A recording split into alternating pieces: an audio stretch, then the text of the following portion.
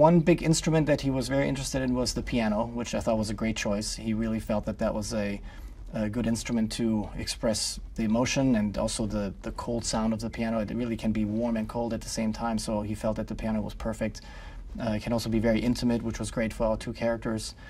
And then another thing that he always mentioned was that he really wanted to try to blend the soundscape and the actual sound effects with score. So we try to sometimes seamlessly blend the two together, and sometimes you don't really notice when score comes in, and then all of a sudden it's there and takes over, or vice versa. It'll just go out slowly, and then nature takes over. So that was something that was very important for him. Oh!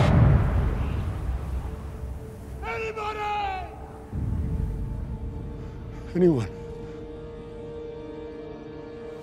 The interesting thing about this whole story is the kind of the two sides of the film. One being the survival aspect and the tension, and the other being the romantic aspect in the film. So immediately I started thinking, how can we express that musically? So I found that very challenging and exciting at the same time. Someone's looking for us. The pilot didn't file a flight plan. Nobody knows where we are. We're all we've got, me and you. The majority of the score is piano and strings. The strings is a small to medium-sized orchestra. There's some solo violin, some solo cello. There's hardly any percussion. We're using a vibraphone. I thought that was a useful sound. That coldness of that I thought was very good. And concert flutes.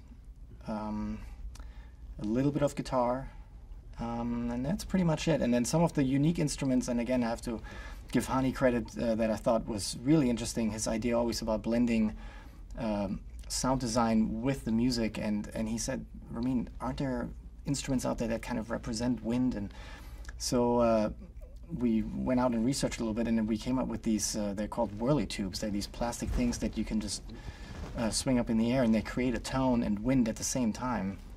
And we thought that was the perfect thing to use in the score, so we actually put it on top of the orchestra, and it really blends nicely into the soundscape of the film. We can go 3 weeks without food, 3 days without water, and 3 hours without shelter. He was incredible to collaborate with. I mean, he really, from the beginning, had a strong vision of what he wanted with the score. He very closely reviewed every single piece with me, and I really relied heavily on his vision and just his guidance of what he wanted out of the music. I mean, there's moments when our two characters are just walking, and there's score there, so there's no dialogue I can follow. So it's really what's in their heads, and Hani really helped me with that, and just expressing, you know, how the character developments, how it moves forward, and what's going on. And so he was, we worked very, very closely on that.